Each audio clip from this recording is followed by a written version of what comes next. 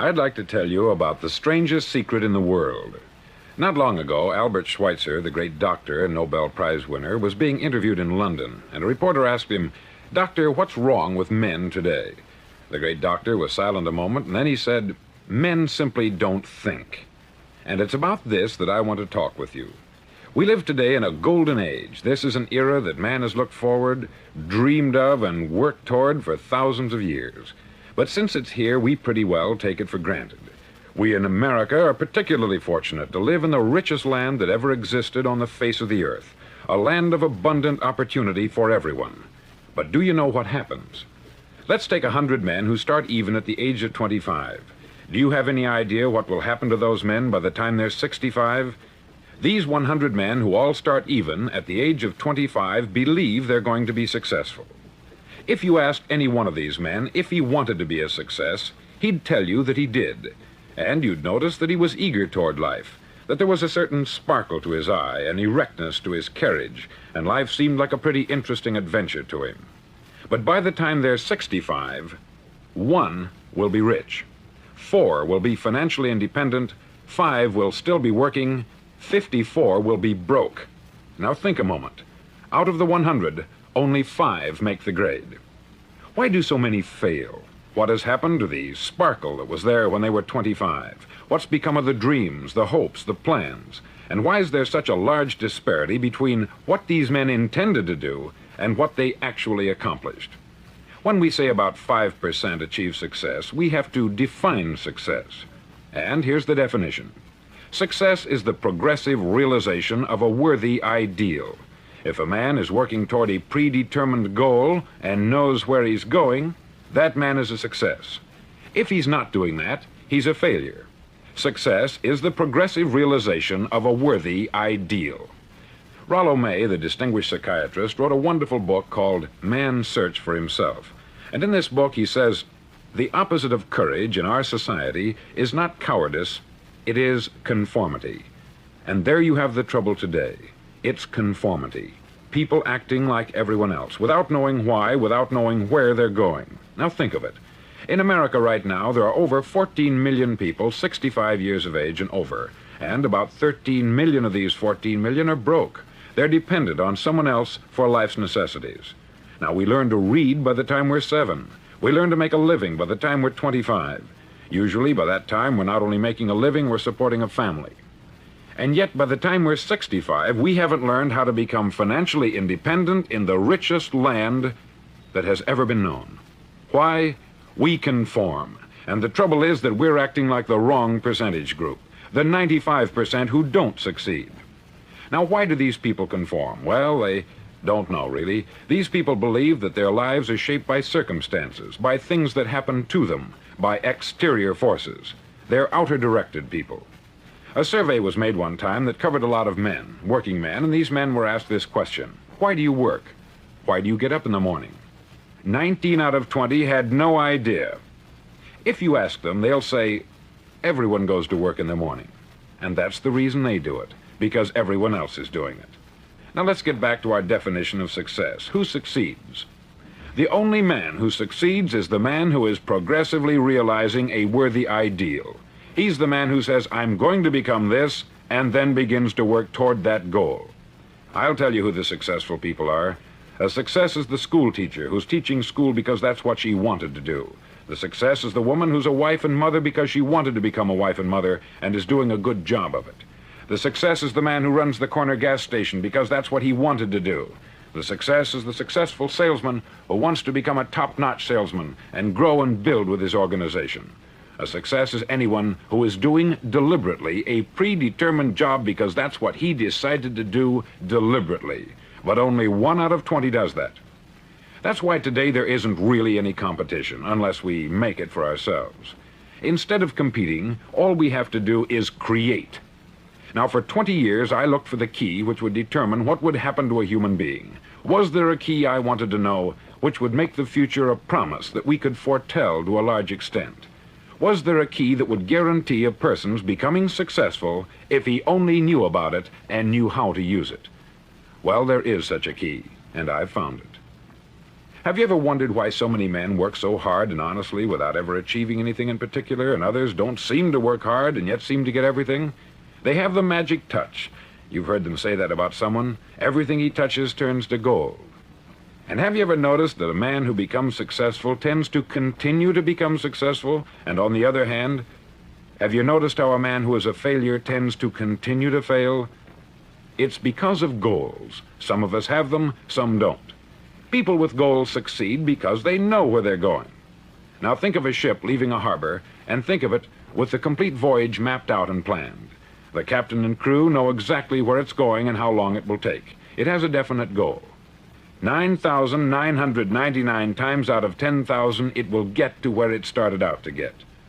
Now let's take another ship, just like the first, only let's not put a crew on it, or a captain at the helm. Let's give it no aiming point, no goal, no destination. We just start the engines and let it go. I think you'll agree with me that if it gets out of the harbor at all, it will either sink or wind up on some deserted beach a derelict. It can't go any place because it has no destination and no guidance. It's the same with a human being. Take the salesman, for example. There is no other person in the world today with the future of a good salesman. Selling is the world's highest paid profession, if we're good at it and if we know where we're going. Every company needs top-notch salesmen, and they reward those men. The sky is the limit for them. But how many can you find? Someone once said, the human race is fixed, not to prevent the strong from winning, but to prevent the weak from losing. The American economy today can be likened to a convoy in time of war. The entire economy is slowed down to protect its weakest link, just as the convoy had to go at the speed that would permit its slowest vessel to remain in formation. That's why it's so easy to make a living today. It takes no particular brains or talent to make a living and support a family today. So we have a plateau of so-called security, if that's what a person's looking for. But we do have to decide how high above this plateau we want to aim for. Now let's get back to the strangest secret in the world, the story that I wanted to tell you today. Why do men with goals succeed in life and men without them fail? Well, let me tell you something which, if you really understand it, will alter your life immediately. If you understand completely what I'm going to tell you from this moment on, your life will never be the same again. You'll suddenly find that good luck just seems to be attracted to you. The things you want just seem to fall in line. And from now on, you won't have the problems, the worries, the gnawing lump of anxiety that perhaps you've experienced before. Doubt, fear, well, they'll be things of the past. Here's the key to success, and the key to failure. We become what we think about. Now let me say that again. We become what we think about. Throughout all history, the great wise men and teachers, philosophers and prophets have disagreed with one another on many different things. It is only on this one point that they are in complete and unanimous agreement. Listen to what Marcus Aurelius, the great Roman emperor, said. He said, "A man's life is what his thoughts make of it." Disraeli said this, "Everything comes if a man will only wait. I have brought myself by long meditation to the conviction that a human being with a settled purpose must accomplish it, and that nothing can resist a will that will stake even existence for its fulfillment." Ralph Waldo Emerson said this, "A man is what he thinks about all day long." William James said, "The greatest discovery of my generation is that human beings can alter their lives by altering their attitudes of mind." And he also said, "We need only in cold blood act as if the thing in question were real, and it will become infallibly real by growing into such a connection with our life that it will become real. It will become so knit with habit and emotion that our interest in it will be those which characterize belief." He also said this, "If you only care enough for a result, you will almost certainly attain it. If you wish to be rich, you will be rich. If you wish to be learned, you will be learned. If you wish to be good, you will be good. Only you must then really wish these things, and wish them exclusively, and not wish at the same time 100 other incompatible things just as strongly." In the Bible you read, in Mark 9:23, "If thou canst believe, all things are possible to him that believeth."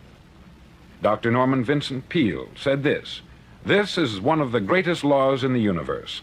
Fervently do I wish I had discovered it as a very young man. It dawned upon me much later in life, and I've found it to be one of the greatest, if not my greatest discovery, outside of my relationship to God. And the great law, briefly and simply stated, is that if you think in negative terms, you'll get negative results. If you think in positive terms, you will achieve positive results. That is the simple fact, which is at the basis of an astonishing law of prosperity and success. In 3 words, believe and succeed. William Shakespeare put it this way: "Our doubts are traitors, and make us lose the good we oft might win, by fearing to attempt."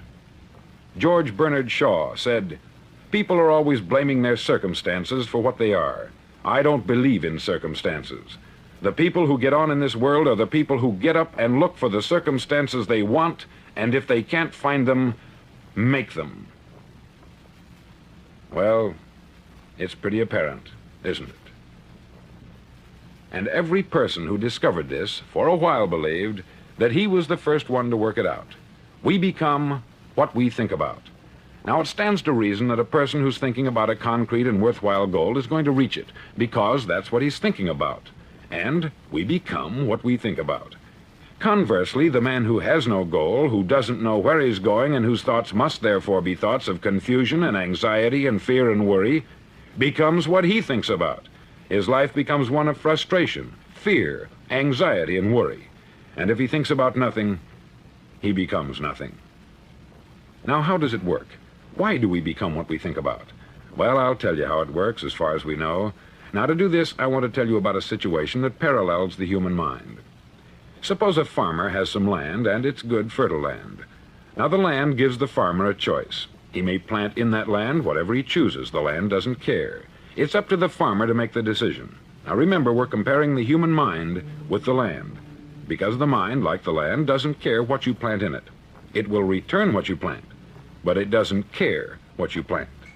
Now, let's say that the farmer has 2 seeds in his hand. One is a seed of corn, the other is nightshade, a deadly poison. He digs 2 little holes in the earth and he plants both seeds, one corn, the other nightshade. He covers up the holes, waters, and takes care of the land, and what will happen? Invariably, the land will return what is planted. As it's written in the Bible, "As ye sow, so shall ye reap." Remember, the land doesn't care. It will return poison in just as wonderful abundance as it will corn. So up come the 2 plants, one corn, one poison. Now, the human mind is far more fertile, far more incredible and mysterious than the land, but it works the same way. It doesn't care what we plant. Success, failure.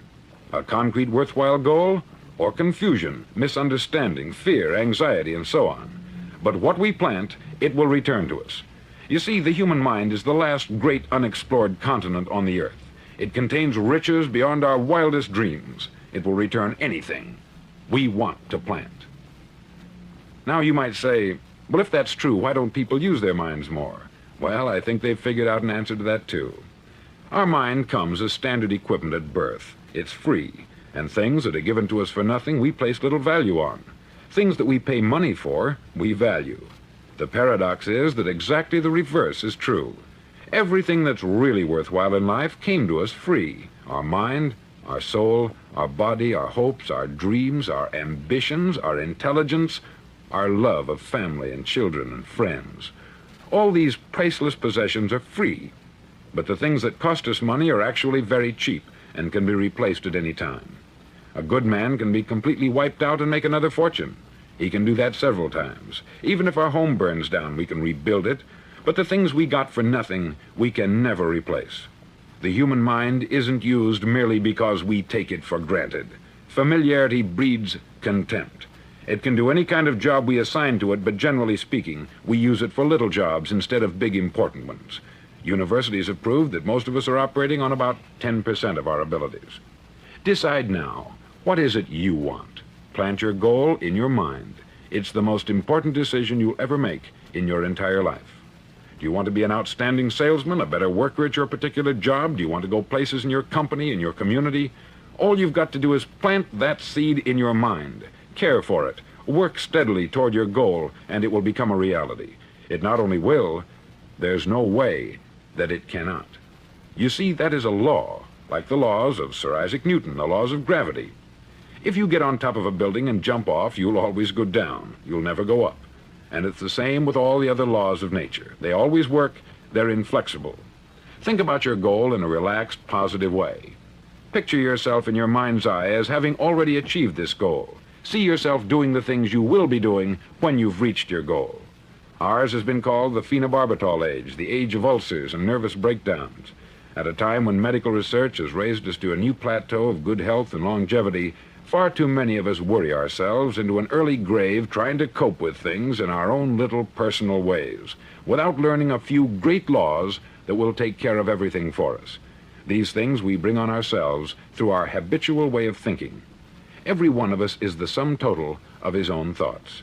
He is where he is because that is exactly where he really wants to be, whether he'll admit that or not. Each of us must live off the fruit of his thoughts in the future, because what you think today and tomorrow, next month and next year, will mold your life and determine your future. You're guided by your mind. I remember one time I was driving through Arizona and I saw one of those giant earth-moving machines roaring along the road at about 35 miles an hour with what looked like 20 tons of dirt in it, a tremendous, incredible machine, and there was a little man perched way up on top with the wheel in his hands guiding it. And as I drove along, I was struck by the similarity of that machine to the human mind. Just suppose you're sitting at the controls of such a vast source of energy. Are you going to sit back and fold your arms and let it run itself into a ditch? Or are you going to keep both hands firmly on the wheel and control and direct this power to a specific, worthwhile purpose? It's up to you. You're in the driver's seat. You see, the very law that gives us success is a two-edged sword. We must control our thinking. The same rule that can lead a man to a life of success, wealth, happiness, and all the things he's ever dreamed of for himself and his family, that very same law can lead him into the gutter. It's all in how he uses it, for good or for bad. This is the strangest secret in the world. Now, why do I say it's strange, and why do I call it a secret? Actually, it isn't a secret at all. It was first promulgated by some of the earliest wise men, and it appears again and again throughout the Bible. But very few people have learned it, understand it. That's why it's strange, and why, for some equally strange reason, it virtually remains a secret. I believe that you could go out and walk down the main street of your town and ask one man after another what the secret of success is, and you probably wouldn't run into one man in a month who could tell you. Now, this information is enormously valuable to us, if we really understand it and apply it. It's valuable to us not only for our own lives, but the lives of those around us, our family, employees, associates, and friends. Life should be an exciting adventure. It should never be a bore. A man should live fully, be alive. He should be glad to get out of bed in the morning. He should be doing a job he likes to do because he does it well. One time I heard Grove Patterson make a speech, the editor-in-chief of the Toledo Daily Blade, and as he concluded his speech, he said something that I've never forgotten. He said something like this: "My years in the newspaper business have convinced me of several things, among them that people are basically good, and that we came from someplace, and we're going someplace. So we should make our time here an exciting adventure. The architect of the universe didn't build a stairway leading nowhere. And the greatest teacher of all, the carpenter from the plains of Galilee, gave us the secret time and time again. As ye believe, so shall it be done unto you."